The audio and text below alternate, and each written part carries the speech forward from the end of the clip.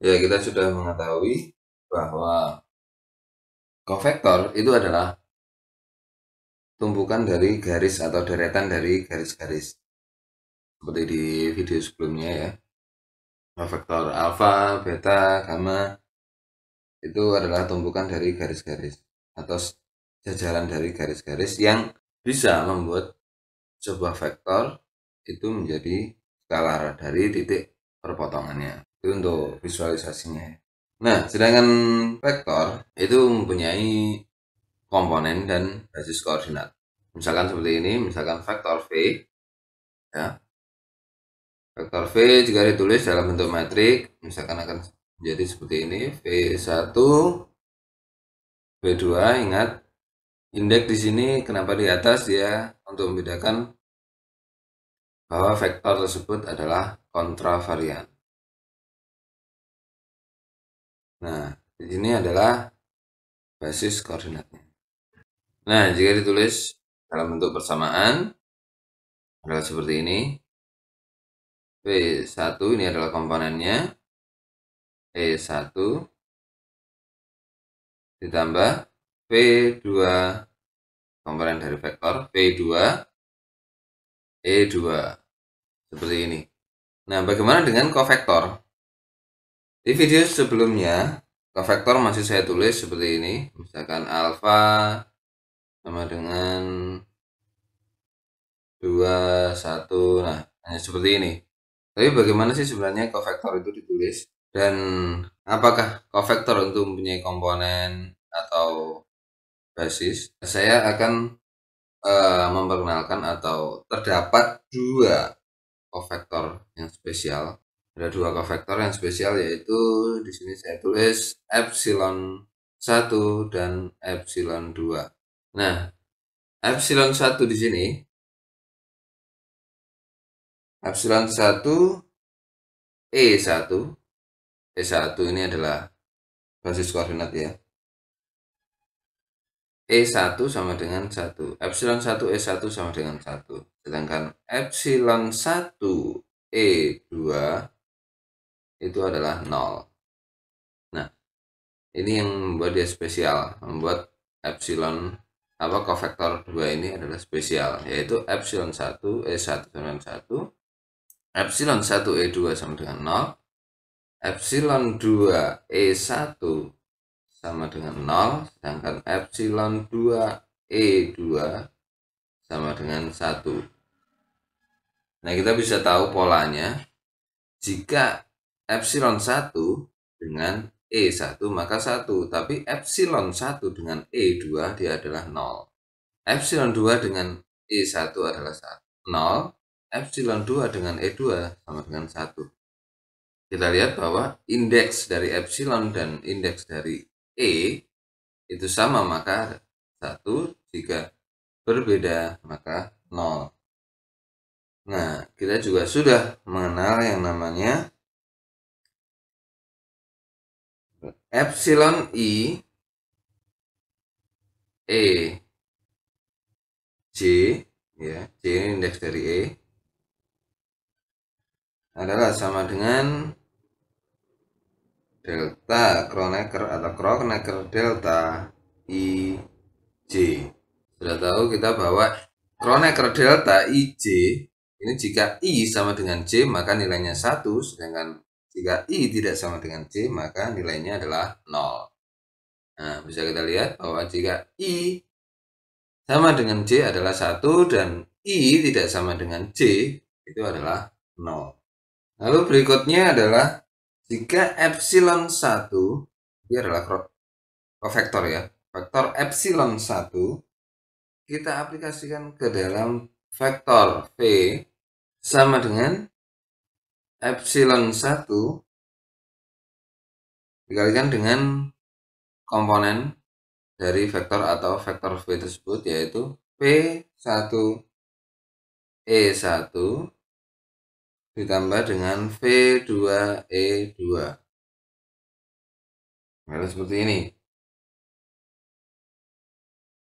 Sama dengan epsilon 1 V1 E1 plus epsilon 1 V2 E2. Kita ubah urutannya menjadi V1 epsilon 1 E1 plus V2 epsilon 1 E2. Kita bisa lihat bahwa epsilon 1 E1 itu adalah 1 dan epsilon 1 E2 itu adalah 0. Maka V1 dikali 1 adalah V1, V2 dikali 0 adalah 0. Maka hasil dari epsilon 1 diaplikasikan terhadap vektor V, maka hasilnya adalah V1. Nah, bagaimana dengan epsilon 2? Epsilon 2 terhadap vektor V adalah sama dengan epsilon 2 V1 E1 ditambah V2 E2, maka menghasilkan, langsung saya tuliskan bahwa V1 epsilon 2 E1 ditambah V2 epsilon 2 E2. Ini adalah 0 dan ini adalah 1. Maka hasilnya adalah V2.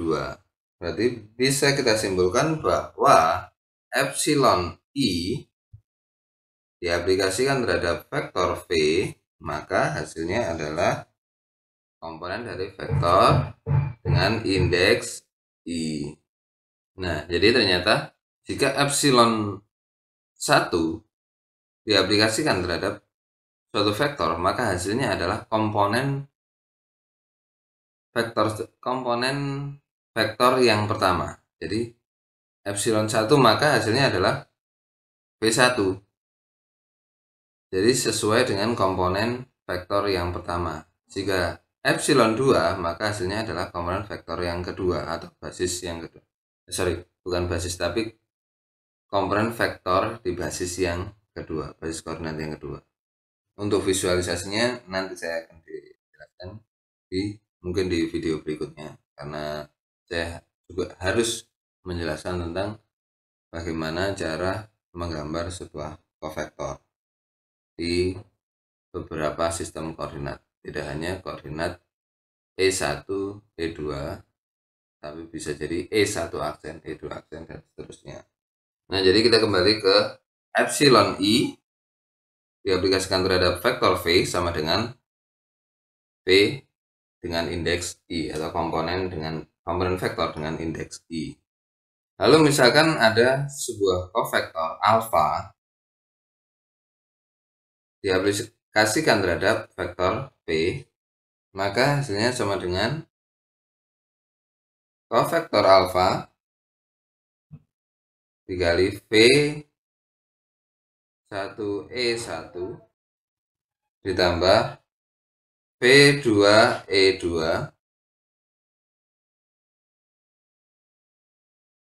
sama dengan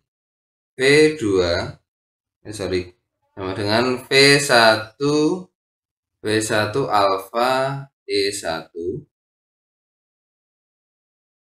ditambah V2 alfa E2. Nah, kita tidak bisa coret alfa di sini dengan E1, alfa di sini dengan E2, karena ini bukan spesial kovektor ya. Ini kovektor biasa yang nanti kita akan cari tahu. Nah, kita ingat bahwa epsilon 1 diaplikasikan terhadap vektor V itu sama dengan V1. Sedangkan epsilon 2 diaplikasikan terhadap vektor V itu adalah V2.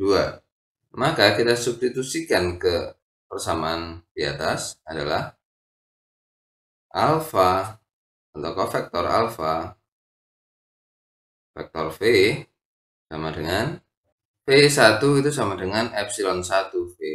Yaitu berarti di sini V1-nya kita ganti epsilon 1 vektor V dikalikan dengan alfa E1 ditambah V2 di sini adalah epsilon 2 V dikali alfa E2. Lalu jika kita persingkat ini alfa E1 menjadi alfa 1. Alfa 1 sama dengan alfa E1. Lalu alfa 2 itu sama dengan alfa E2. Maka alfa vektor V sama dengan epsilon 1 V alfa E1 adalah alfa 1 ditambah dengan epsilon 2 V alfa E2 adalah alfa 2. Maka kita susun ulang jadi sama dengan alfa 1 epsilon 1 ditambah alfa 2 epsilon 2 vektor V. Ini bisa kita coret. Nah, vektor V di sebelah kiri kita coret dengan vektor V sebelah kanan. Maka hasilnya adalah alfa sama dengan alfa 1 epsilon 1 ditambah dengan alfa 2 epsilon 2. Inilah bentuk dari sebuah kofektor, di mana epsilon 1 dan epsilon 2 ini adalah basis dari kofektor dan disebut dual basis. Basis dari kofektor itu adalah sebuah kofektor, yaitu sebuah kofektor yang spesial dan disebut dual basis. Sedangkan alfa 1 dan alfa 2 ini adalah komponen kofektor.